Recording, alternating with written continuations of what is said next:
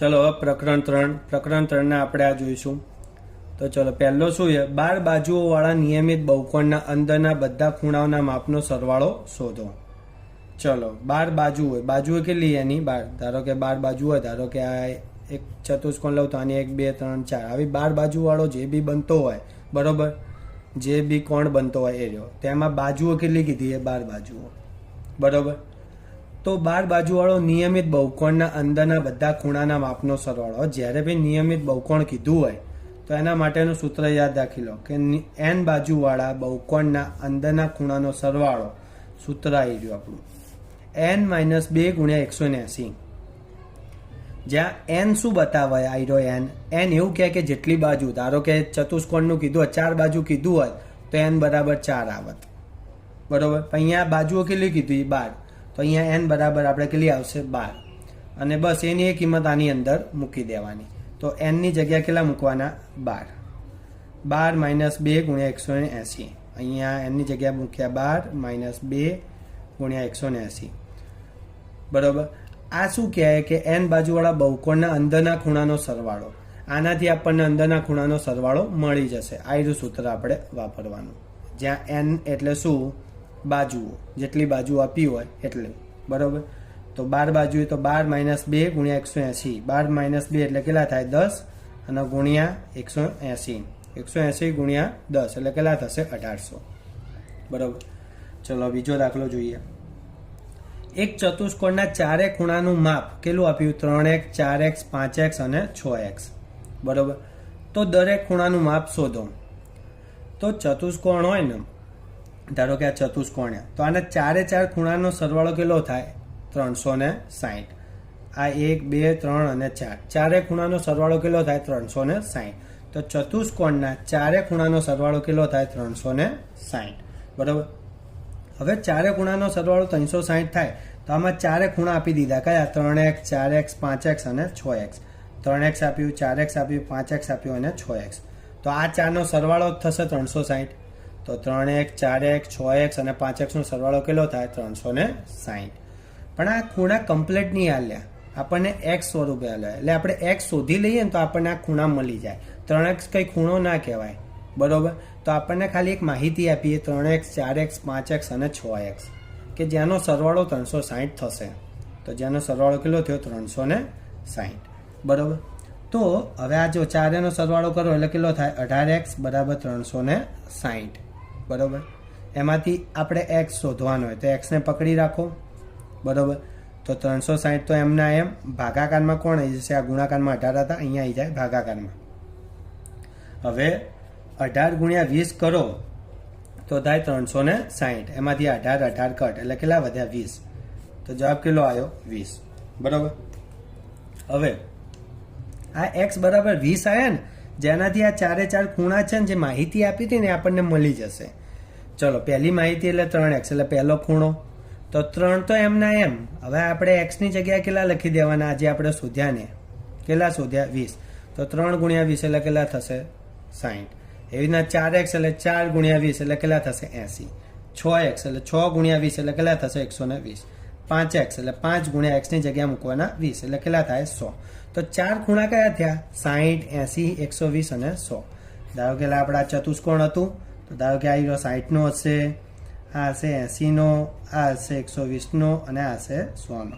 તો આ ચારનો સરવાળો કેટલો થાય 360 થાય, બરોબર. આ ચાર ખૂણા નતા આપ્યા, આ ચાર માહિતી આપી હતી, એના ઉપરથી આપણે આ ખૂણા શોધ્યા, બરોબર. તો આવી રીતે આવી રહ્યો ગણવાનું. ચલો આપણે હવે ત્રીજો જોઈએ. તો આમાં શું કીધું, એક ચતુષ્કોણના 3 ખૂણાના માપ 60 70 અને 80 છે, તો ચોથા ખૂણાનું માપ શોધો. તો આમાં શું કીધું મેં, ચતુષ્કોણના ચારે ખૂણાનો સરવાળો કેટલો થાય 360. એમાંથી 3 ખૂણા આપી દીધા 60 70 અને 80 તો આપી દીધા. તો આ ચોથો ખૂણો શોધવાનો છે, બરોબર. સીધી રીતે તો ખબર પડી જાય કે આ 360 એમ, ચાર ખૂણાનો સરવાળો 360, એમાંથી આ 3 નો સરવાળો આપી દીધો કેટલો 60 ને 70 ને 80 એટલે 210. 360 માંથી 210 કાઢો એટલે 150. તો આ ખૂણો કેટલાનો હશે 150 નો, કારણ કે ચારે ખૂણાનો સરવાળો 360, તો આ 3 આપી દીધા, તો ચોથો વધ્યો એટલો જ હોય 360માં, બરોબર. આપણે એને થોડું હરખી રીતે લખીએ કે ચતુષ્કોણના ચારે ખૂણાનો સરવાળો કેટલો થાય 360. ચારે ખૂણા એટલે કયા? 60, 70, 80 અને આ ચોથો આપણને ખબર નહીં એટલે એને ધારી દઈશું એક્સ. એટલે ચલો પહેલો 60 આપ્યો, બીજો 70, ત્રીજો 80 અને ચોથો એક્સ. બરાબર કેટલા થશે? 360. ચલો આ ત્રણનો સરવાળો એટલે કેટલો થાય? 210. આ એક્સ એમના એમ અને આ 360. હવે આપણે શોધવાના એક્સ. બરાબર, એક્સ એટલે આ ચોથો ખૂણો જ છે. બરાબર, તો એક્સ બરાબર શું થશે? આ 360 તો અહીંયા જ છે. 210 પ્લસ પેલી સાઈડ જાય તો માઇનસ, એટલે માઇનસ 210 થશે. 360 માંથી 210 જાય એટલે કેટલા રહે? 150. તો એક્સ બરાબર કેટલા આવશે? 150. તો ચોથો ખૂણો કેટલાનો હશે? 150 નો. તો આ 60 નો હશે, આ 70 નો, આ 80 નો. તો આ ચોથો કેટલાનો હશે? 150 નો. તો આમ ચારે ચાર ખૂણાનો સરવાળો 360 છે. બરોબર, ચલો આપણે ચોથો દાખલો જોઈએ. એક સમાંતર બાજુ ચતુષ્કોણમાં પાસ પાસેના ખૂણાના માપનો ગુણોત્તર આપી દીધો છે. બરોબર, તો આ સમાંતર બાજુ ચતુષ્કોણના બધા ખૂણાના માપ શોધો. બધા ખૂણાના માપ શોધવાના. ખાલી આ બે આપ્યું હોય એમાં માહિતી જ આપી, કઈ ખૂણા કમ્પ્લીટ આપ્યા નહીં. તો જો આ એક સમાંતર બાજુ ચતુષ્કોણ લખ્યો, દોર્યો. ચલો હવે આ સમાંતર બાજુ ચતુષ્કોણમાં શું કીધું? એ પાસ પાસેના ખૂણા. પાસ પાસેના એટલે આ બે કહેવાય, આ બે કહેવાય, આ બે કહેવાય ને આ બે કહેવાય. કોઈ બી પાસ પાસેના કહેવાય, પણ મેં એક લીધા. બરોબર, તો મેં ડી અને એ લીધો. તમે કોઈ બી લઈ શકો આમાં. તો ચલો મેં એ અને ડી ને પાસ પાસેના લખ્યા અહીંયા. તો શું કીધું? 5:4. તો આયરો 5 હશે ને આ 4 હશે. બરોબર, પણ આ 5 અને 4 એ ખૂણો નથી, એ ખાલી એક માહિતી જ છે. ખૂણો 5 અને 4 નથી એ. બરોબર, તો 5:4 કીધું. તો ખૂણો ડી એટલે કેટલો કીધો? 5. અને માહિતી હોય તો એને એક્સ જોડે લખી દેવાના, 5x. અને આપણે એક્સ શોધીશું એટલે બધા ખૂણા મળી જશે. તો ચલો આ 5x છે, તો એના આ કેટલો થશે? 4 એ તો 4x. તો માપ ખૂણો ડી અને માપ ખૂણો એ 5x અને 4x જે આપણને આપેલું જ હતું 5:4. તો એની જોડે એક્સ આપણે ધારી લેવાના. બરોબર, કારણ કે આ માહિતી જ છે, ખૂણા છે નહીં. હવે મેં શું કીધું હતું કે સમાંતર બાજુ ચતુષ્કોણમાં પાસ પાસેના ખૂણાનો સરવાળો. હવે જો સમાંતર બાજુ ચતુષ્કોણ હોય, બરોબર, તેમાં પાસ પાસેના ખૂણાનો સરવાળો 180 થાય. કેટલો થાય? 180 અંશ. એટલે આ બેનો સરવાળો કેટલો થાય? 180. એવી રીતના ડી અને સી નો 180 થાય, સી અને બી નો 180 થાય, આ બંનેનો 180. ધારો કે આ 50 હોય તો આ 30 હોય. બરોબર, હા 50 હોય તો 130 હોય. બરોબર, એવી રીતે બધી સાઈડ એવું થાય કે જે બે પાસ પાસે ના હોય ને એ બેનો સરવાળો 180 જ થાય. ધારો કે આ 100 હોય તો આ કેટલો થાય? 80. ધારો કે આ 100 હોય તો આ કેટલો થાય? 80. બરોબર, ધારો કે આ 100 હોય તો આ 80, આ 100 હોય તો આ કેટલો થાય? 80. બરોબર, તો આપણને કોઈ બી બે ખૂણા મળી જશે ને તો એના પછી બધા ખૂણા મળી જશે. એટલે આપણે માપ ખૂણો ડી અને માપ ખૂણો એ શોધી દઈએ તો બધા ખૂણા મળી જશે. તો ચલો સમાંતર બાજુ ચતુષ્કોણમાં પાસ પાસેના ખૂણાનો સરવાળો બે હાલ કીધું કેટલો હોય? 180. તો ચલો પાસ પાસેના ખૂણા આપણે અહીંયા માહિતીમાં આપેલા એ બે જ લઈએ, 5 અને 4. એટલે આપણે શું દીધા હતા? 5x અને 4x. તો 5x પ્લસ 4x બરાબર કેટલા થાય? 180. 5x પ્લસ 4x એટલે થાય 9x બરાબર 180. બરાબર, એમાંથી આપણે શોધી દઈએ x. તો x ને પકડી રાખો. આ 9 ગુણાકારમાં, આ સાઈડ આવી જાય તો ભાગાકારમાં. 180 તો હતા. 20 ગુણ્યા 9 એટલે 180 થાય. એમાંથી આ 9 કટ વધ્યા કેટલા? 20. તો x બરાબર આપણને મળી ગયા 20. આ x મળ્યા, કોઈ ખૂણો મળ્યો નથી, પણ આપણને હવે ચારે ચાર ખૂણાની વાત તો કરી દીધી હતી. ચલો પહેલો ખૂણો એટલે કે 5x, બીજો ખૂણો એટલે કે 4x.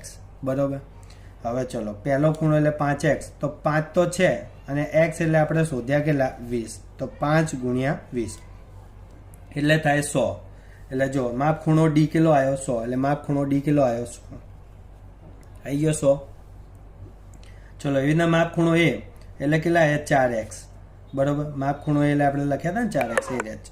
તો ચલો આ 4 અને x એટલે કેટલા? અહીંયા x એટલે કેટલા? 20. બરોબર, તો આ 20 લખ્યા. બરોબર, તો 4 ગુણ્યા 20 એટલે કેટલા થશે? 80. તો માપ ખૂણો એ કિલો મળ્યો? 80. એટલે આ કિલો મળ્યો? 80. એટલે આ મળી ગયો 80. હવે શું હોય કે જ્યારે સમાંતર બાજુ ચતુષ્કોણ હોય ને તો સામ સામેના ખૂણા સરખા હોય. સમાંતર બાજુ ચતુષ્કોણમાં સામ સામેના ખૂણા સરખા હોય. આ 100 તો આ સામેવાળો 100 થાય, અને આ એ 80 તો આની સામેવાળો કોણ થયો? આયરો સી ખૂણો. તો એ કેટલો થશે? 80. તો આ બે મળી ગયા તો આ બે ઓટોમેટિક મળી જાય. આ 100 તો આ 100, આ 80 તો આ 80, બરોબર. એટલે માપ ખૂણો ડી એટલે કે આવી રહ્યો, અને માપ ખૂણો બી એટલે કે આવી રહ્યો. એ સામ સામે અને સામ સામેના ખૂણા કેવા હોય? સરખા. એટલે માપ ખૂણો ડી બરાબર માપ ખૂણો બી. અને માપ ખૂણો ડી આપણે શોધ્યો તો 100, તો માપ ખૂણો બી એ કેટલો થઈ જશે? 100. એવી રીતે માપ ખૂણો એ આપણે કેટલો શોધ્યો તો? 80. તો માપ ખૂણો, આ માપ ખૂણો એ હતો અને આ માપ ખૂણો સી. તો માપ ખૂણો એ 80, તો માપ ખૂણો સી એ કેટલો મળશે? 80. તો આ 80 ને આ 80, એટલે ચારે ચાર ખૂણા મળી ગયા. માપ ખૂણો ડી 100, એની સામેનો ખૂણો બી એ 100. એવી રીતના માપ ખૂણો એ આપણે શોધ્યો તો 80, તો એની સામેનો ખૂણો સી એ કેટલો થશે? 80, બરોબર. તો ચારે ચાર ખૂણા આવી રીતે મળી ગયા.